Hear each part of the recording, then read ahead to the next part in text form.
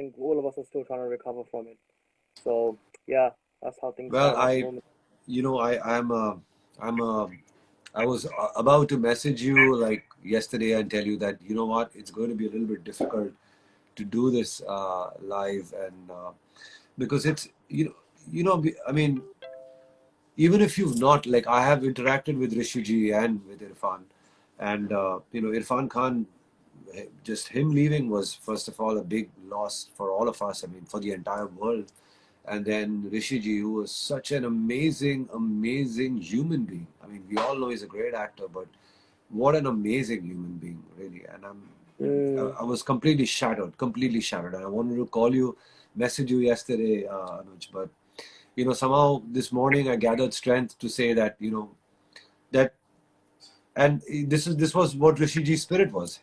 He was always like, life should go on, the show must go on. That was his spirit, and mm, um, mm. and I thought, just with that spirit, I thought I'll just gather some strength to come on live with you and chat with you. Some of my friends Yeah. are already online. Uh, I want to say a big hello to Vishal Mishra, uh, who's Hello. who's watching this, and he's an amazing composer, amazing Yes, he actor, is. a singer, Mm, and I'm so glad that he's doing extremely well, writing some great songs for movies, and singing really, really well. So hello absolutely. Vishal, you're here. I'm a huge fan of Notebook songs. So Vishal, hi. It's good to see you here on the live. But I'm really glad. Thank you, Salim, for mustering that sort of strength to come on, because as Raj Kapoor sir used to say, the show must go on. And Exactly. whilst it is Yeah. hard, we have to try and put on a happy face and just move on with life and accept our circumstances and deal with it positively. So, Indeed. Salim, I wanted to speak to you about your musical background. I think it's quite interesting because your father was a composer, right? Or is a composer, I believe. So, to what extent did this contribute towards your decision of actually pursuing music as a career? Honestly, Anuj, I never wanted to, sort of um, be part of the industry. Like, I studied piano at a very young age, and I studied, because as kids, both Suleiman and me were kind of, when we were growing up, we had musical instruments as our toys. We didn't have toys. We really had musical instruments, and we were fortunate that we were brought up with this whole sort of background. And I wanted to always play piano. I wanted to listen and learn and practice, and I never wanted to be part of the industry. But Suleiman and me, at a very young age, started, like, making things, making music, and just as a hobby. We used to redo songs, make our own covers, sort of experiment, accompany our dad, in his little orchestra, and the word spread out. The word went out that, hey, you know what, these two brothers are, they are really talented. One does like rhythm, and the other guy does melody and arrangements. And so people started calling us, as musicians. So we started working with a lot of composers. Like I did, some work with Suleiman did some work with Lakshmikant Pyarelal ji, and I was doing some work with Rajat Dholakia and other composers. Then we started working together. We did a ton of songs for Jatin Lalit. We did a ton of songs for Annu Malik and many, many composers. And then, um, of course, started doing background scores, and then movies, and then concerts, and then, I It mean, all just, yeah, I it was just absolutely understand. I never thought that, we never planned it like, okay, let's do this and let's do that. No, we were always pushed into it in this big, from a pool to a lake to an ocean. You were always pushed. And Yeah. you know what, we learned swimming. Yeah, that was great. Yeah, that's true actually. I've realized sometimes when you are thrown into the deep end, you have no option but to actually swim. And I think that's something which is very synonymous and instrumental with life as well. So I think that's a very Absolutely. good, like, sort of Absolutely. way to summarize it. But what's life like working as a composer duo? I mean, how do you come to a certain mutual decision, a unanimous decision when you're composing and making music? You know, honestly, music drives the force. It's been more than 27 years now that Suleiman and me have started doing music together. Our Mm, first album was out in 93. And, and we were like, yeah, so I was only 19 years old. And we were, that was like a long time ago. And, we initially used to have a lot of like arguments and battles and, about things. But we always, I mean, in all our discussions and battles, it was always music that won the Yeah, final thing. The final yeah, call was good music. Like, I mean, if Suleiman was right about a certain thing, if musically he was right, then he was right. If I was yeah, right musically, then I was right. So it was music always won the battle, and it was not about any personal things. And yeah. because we were both brought up as, we were growing up listening to music together, we were studying music together, both brothers, looking up to our dad, so it was pretty easy like that. Sure. Also, Suleiman doing rhythm, studying, tabla and drums, and me doing piano and harmonium and, doing arrangements and all that automatically gave us, we were like made for each other, and also we were not bleeding into each other's space. However, we do bleed into each other's spaces, while making music. Like he would come up with a bass line sometimes, or I'd come up with a drum groove sometimes. So it's always like that. And I think it's great that, because I always said that music is about people, the Sure. more people now, like we are so busy touring as musicians, not now, but but Suleiman and me have we Cool. have a great band together, and so many bunch of musicians who travel with us, and they contribute so much to our music. So it's never about us. It's never about you. It's always No. about us. It's always, I, and we've learned that both being together with each other. We've learned that. and I really love the way you say it's about you, but you bring your individuality into music. So how does one's persona and one's personality actually translate into music exactly? Say it again, please. So how does one's individuality, one's individual personality actually translate into music? So how is that process like? It's well, I mean that is. I always say music is 50% listening and 50% learning. And we Mm, both studied music together, but we both have our own choices. Like, he listens to different kind of music. I listen to different kind of music. Like, I listen to Dirty Loops, which is this band which I really like. And okay. like I don't know what's his. He really loves Empire, the soundtrack of Empire. He still likes Ah, that. So we have yeah, different choices. I would listen to Mehdi Hasan Khan Saab, whereas given a choice, he'd listen to R.D. Burman. I'd listen to Bade Ghulam Ali Khan Saab, whereas of course he'd listen to Ustad Zakir Hussain, and they are all amazing. But it's just yeah. that like preferences, in terms of. Cool. And then I bring in a little bit of Bade Ghulam Ali Khan Saab, and he would bring in a little bit of R.D. Burman, and like in our music, so it's all it's all kind of like one universe. That's why I say it's very nice that because music is 50% listening. You learn a Listening. lot through listening. It A is so lot. true. Definitely. No, I completely agree with that. And I think that's what I wanted to also point out as well. In your music, I realized that you also have that classical, like sort of cultural element to it, as well as your contemporary beats as well. So I love the way you marry these two components together in your music. And I think Yeah. that does translate when you just explained to me how that camaraderie was. It does, it makes a lot of sense now. I'm very fortunate. Both of us are very fortunate that we had, thanks to our gurus, Ustad Sultan Khan Sahab, Ustad Zakir Hussain, and all our teachers we've learned from. We've just like managed to somehow, get a great mix of the music we've studied and the music we've learned, Mm, to our table, and sort of, kind of like put in our own personality to it. So we've been really fortunate. I definitely. want to say a big Yeah. thank you to all you lovely people who are watching and making some farmaish, making some requests. We have Baksh Khan as well, who's our main person who's handling our fundraiser, which we've started for the Oh, folk musicians. He's fantastic. watching as well. He's from Jaisalmer, and he's our main intermediate person who make sure that the supplies go to all the folk musicians in Rajasthan. Thank you, Baksh. Oh, Anusha is here, our super fan of Salim Suleiman. Uh, Sorry, Anuj, I was just trying to, while That's talking, I okay. was That's also looking at all the lovely people who've joined in and giving us so much love. Thank you.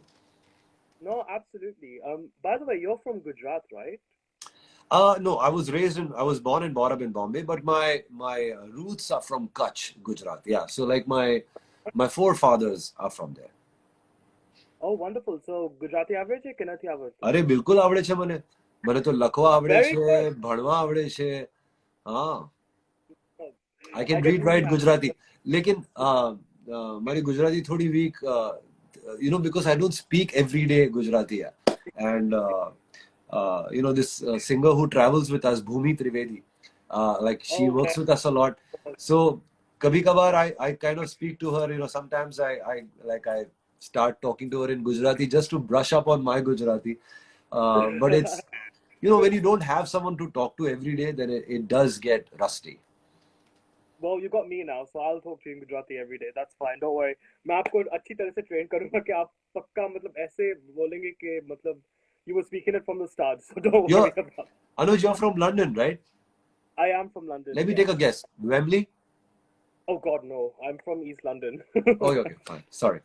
Well, what's wrong with Wembley? No, Wembley's good, but it's just I'm not from Wembley there. and Harrow are like, aren't they Gujarati capitals? In Yeah, well, Wembley more so. Harrow, yeah, I think so. Actually, Wembley and Harrow, you're right. They are Yeah, like the sort of main. And then if you go Leicester, Leicester is literally like Leicester is like Ahmedabad. Yeah, yeah, that I know. Yeah. Or like Baroda. Sorry. literally all my mom's side are from like are based in Leicester, so it's quite nice. Every time we go, we always go for farsan and nasta and all of that. And I'm just like, oh God, okay. So many people are saying "Came Cho" and "How are you?" and guys, thank you so much for all your love. Thank you Um, guys. I've always wanted to chat with Anuj, so I'm glad that he's here. Yeah. Oh, likewise, it's a big honor and pleasure for me, Salim. So also coming back to we were talking about the sort of marriage that your sort of songs and music style have or have sort of combined together. So what do you think makes a good composition from your experience as an amazing composer, as a music maestro? What do you think makes a good composition? I'm not any maestro, bro. I'm learning still.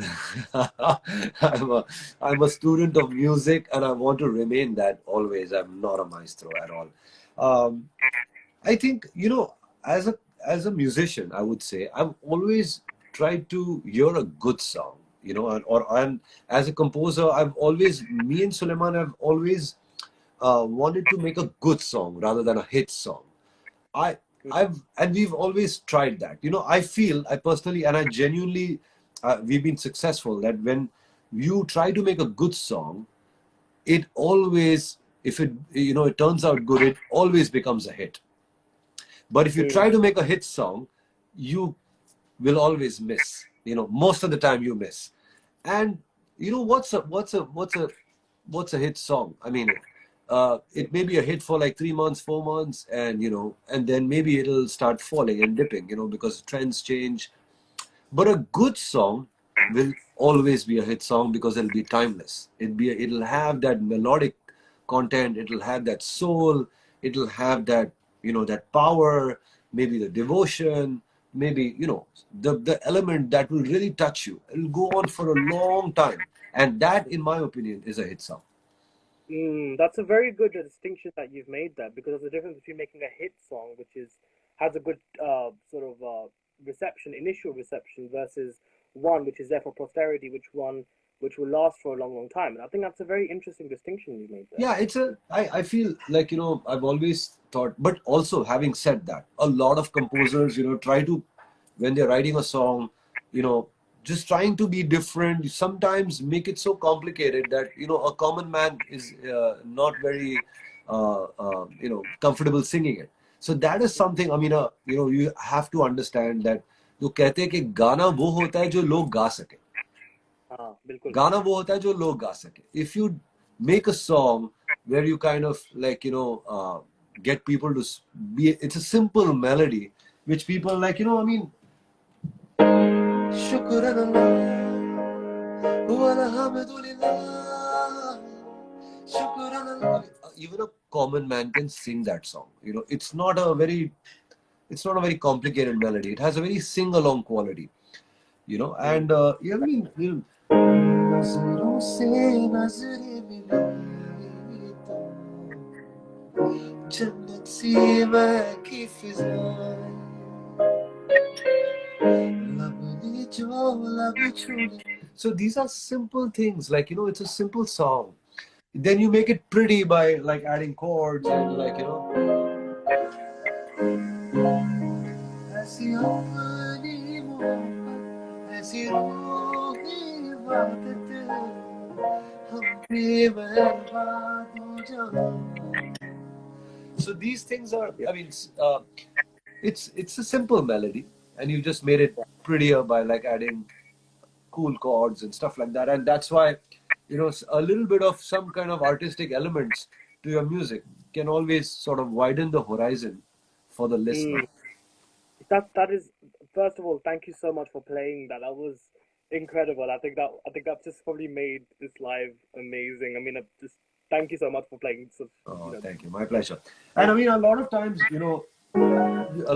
people can, do a lot of experimental things when yeah. it comes to music. Like even when you're making a simple dancey song, uh, like Aadat Se Majboor, for instance, Yes, I'm sort of doing these things because there are a lot of people who are continually saying please sing, please play, whatever. So I'm like, good. but Well, look, just to reflect upon what we were speaking, yeah. क्या करूं ओ ladies मैं हूँ आदत से मजबूर ओ क्या करूं ओ ladies मैं हूँ आदत से मजबूर simple song हुजूर हुजूर मैं हूँ आदत से मजबूर. Now, a simple thing like that, a simple melody like that, so we wrote this melody, but like, how do we start it? And, how do we, and so we just came up with this kind of a groove.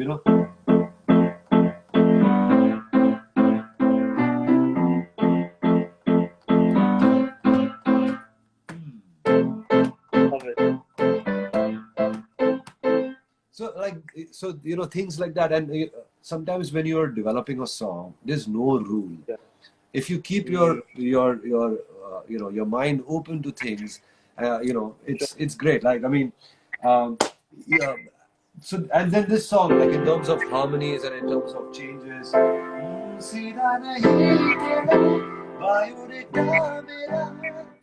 I could have done that, but I chose to do.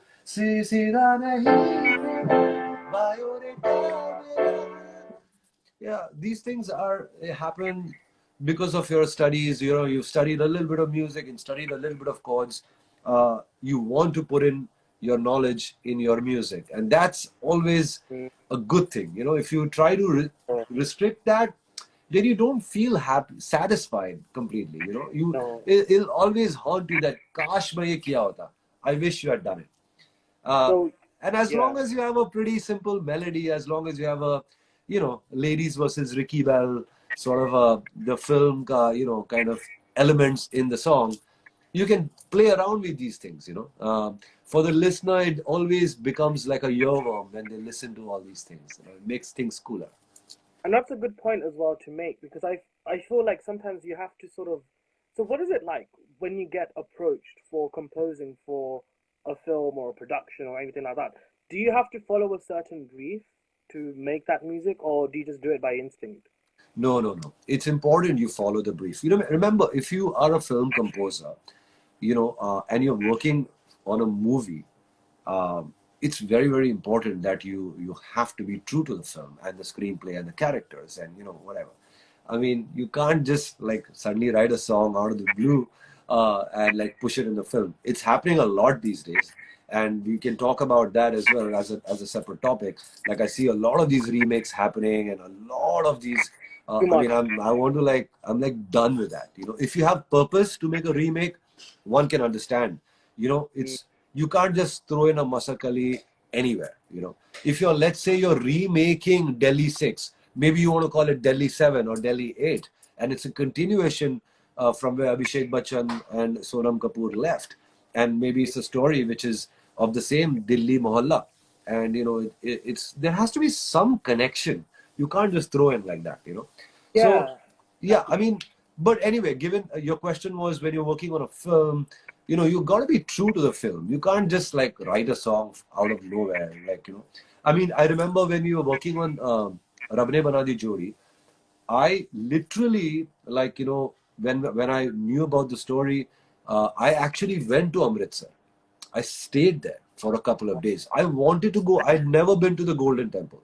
Now, Right. in Amritsar, Darbar Sahib, which is the Golden Temple, was such an important element in the important part in the film. The whole climax of the film happens there, and that whole "Tujh mein Rab dikhta hai, yara main kya karu." All that was based. The whole film was based in Amritsar. To get the sense of what Amritsar is, all I had to do is make a little trip there. So I did that. Yeah, I spent 2 days there, ate I ate so much food. I had like lassi for, I'm actually, I got addicted to lassi from really. while I was in Amritsar. I was spent enough time in Darbar Sahib. I spent enough time in the Golden Temple, and the ardas, the Oh. devotion, the Mm, the the beautiful, the spirituality out there. I was so moved. It helped me tremendously to make the music. You know, I mm, was. mm. I mean, Punjab has so much music. Punjab has so much depth.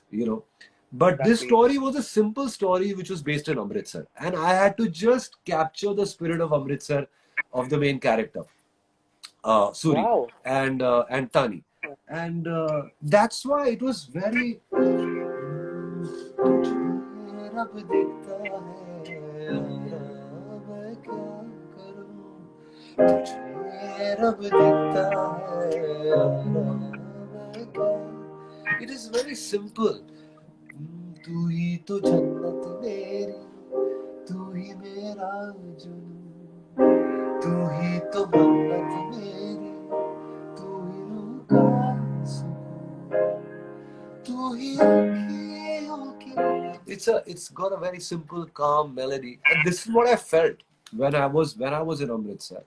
I felt Mm. that calmness. I felt that serene Cool. spirituality, that simplicity. It didn't require too much gaiki. It didn't require too much of, like Punjabi. Punjab can be very loud also in terms of the vocal rendition. Mm.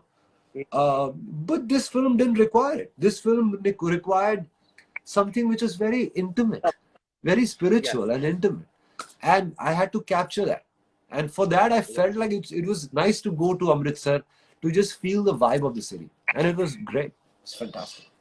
Wow. I mean, this approach is very common with actors because they often like to really understand the depth of their performance, their characters. But here, your character is actually the music. So it's quite interesting how you've almost developed this method actor approach for your compositions. It's really different. I've never heard of this before. I mean, honestly, I've been very fortunate.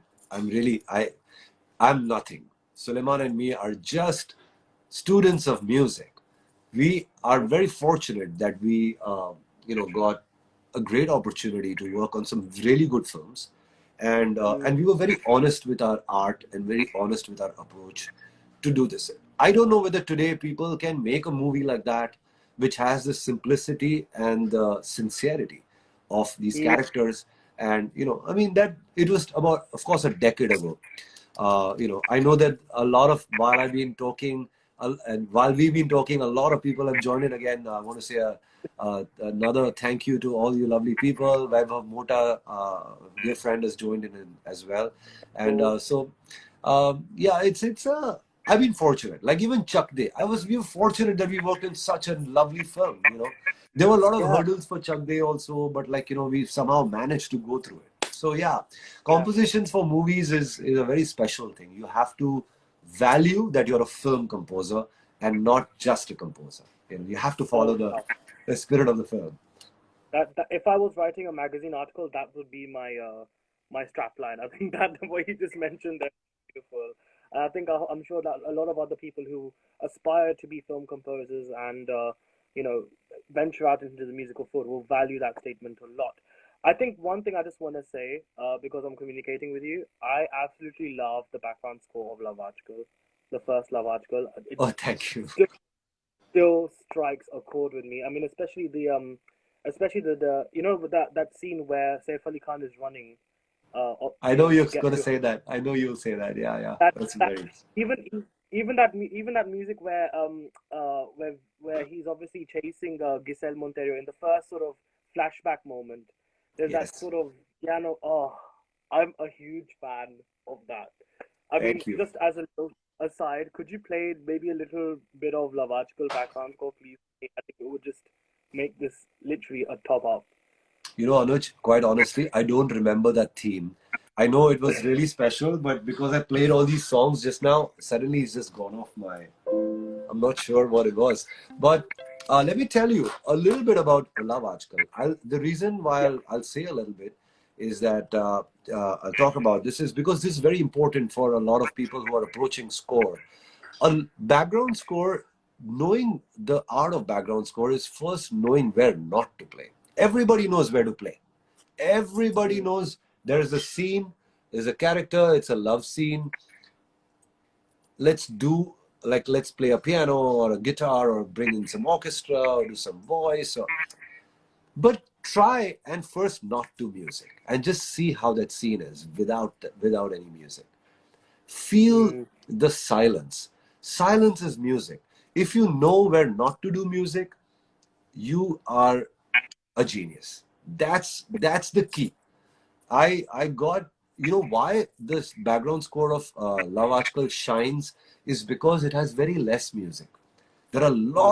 lot of scenes which don't have music at all. That's because the director was very mature, very he knew what he wanted.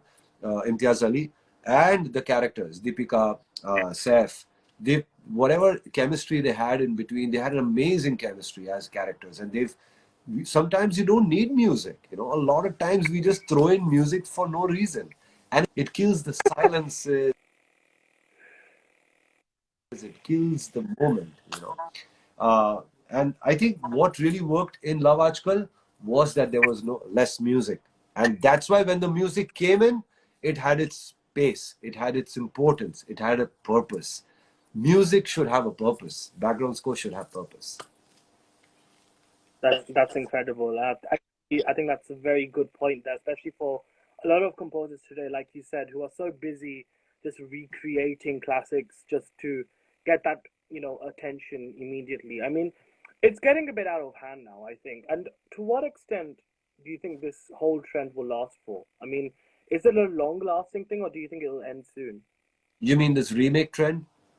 Yeah, Look, out of the 100 people who are watching right now, I'm sure everybody will agree that they are done with these remakes. Nobody likes remakes. Nobody. Everybody prefers original song. So this yeah, is a, you know, you when you make music, you make it for the film and you make it for your people, right? Your listeners. indeed. Nobody's liking it. Nobody's liking it. I don't know why it's going on. It's sooner or later gonna die. You know, I mean, Mm. today you release a song on YouTube, and you know if it's a remake, there are like a million dislikes on it. There are so Yeah, many bad comments. But as a channel, you can remove all your bad comments. You know, as a channel, you can do all that filtering. So, you know, how do you know like what's working or not? Because on the comments on mm, the YouTube page, you see only good comments. They obviously remove all the bad comments. But sooner or mm. later, the truth will prevail and original will be original. That's what a lot of people are saying in our comments as well. Yeah, And I wanted people to join in and give their, comments and support, exactly. original music and completely go against the remix. Like I am absolutely against it. No, definitely, and I don't blame you as well. Like for example, it's great that we have composers like yourself. We have the Vishal, who's Vishal Mishra.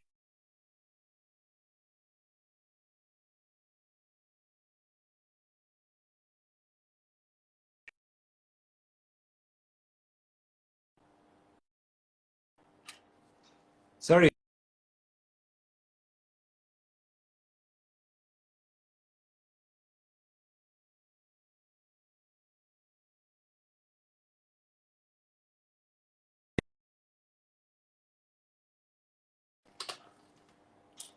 Can you hear me?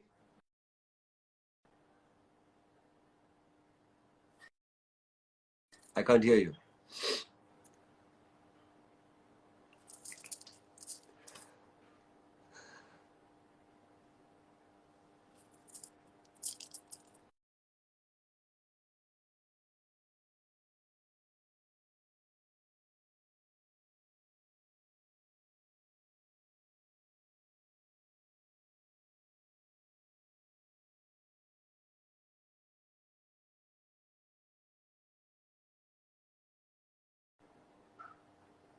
Better? Can you hear me? I still can't hear you.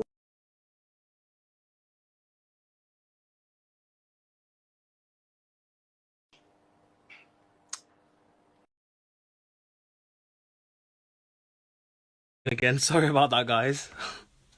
Okay, where is Salim? Let me try and add him again. Okay. Alright.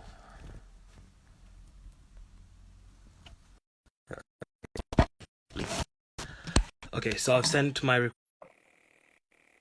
Fingers crossed this time we'll be able to hear each other. Let's hope. Good.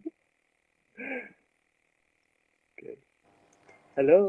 Instagram, Instagram. What do Yeah, I I say? swear. But anyways, I think what we were just saying before we were rudely interrupted by Instagram's net was the fact that I think it's great that we have composers like Amit Trivedi and Vishal Mishra nowadays. Even Sachin Jigar, whose music I also really like, to sort of bring out that real essence of originality, as well as yourself, of course. But I think another sort of topic I wanted to cover with you is the fact that you also a reality show judge. So us sitting at home watching it, having our cup of chai and bhajia, watching an Indian Idol program, this makes us think, oh wow, so these guys basically just get paid to sit and judge. But it's not as easy as that. It's not So is it? easy. It's actually quite inspiring. Let me be very honest with you. It's Wow. easy is a bad word. I mean, I would say it's very, very inspiring and enriching for me because, first of all, it introduces me to the talent that is so incredible. Like, I mean, the music, that these guys do is just so mind blowing. I really, really love some of the singers that have come, especially like have been discovered through these reality shows. And Salman Ali is one of them. One amazing singer also who travels with us for the past 5 years is Vipul Mehta, who is the winner of Indian Idol 2012. Oh my One God, hell of a singer. I Uh, remember this. Yeah, I yeah, remember he him is a very winner of well. Yeah. 2012 Indian Idol. Yeah. Even Bhumi Trivedi was the first runner-up. I mean, these Mm, guys, are this is so there's a lot of talent from coming from all these reality shows, and um, I really sincerely feel like I'm up for it. I think as many reality shows come up, it's just better for the country, for the world, for everyone, for the artist fraternity, for fans, because you know what, we have so much music, we have so many singers, and they all need a chance, they all need some kind of an exposure, they kind of need a stage. And I'm so grateful and happy that through all these shows, these people are able to showcase what they have.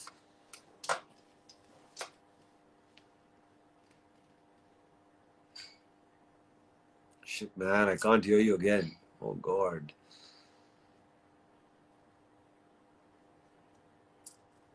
I don't know what's up. so again, third time. Let's see. Salim.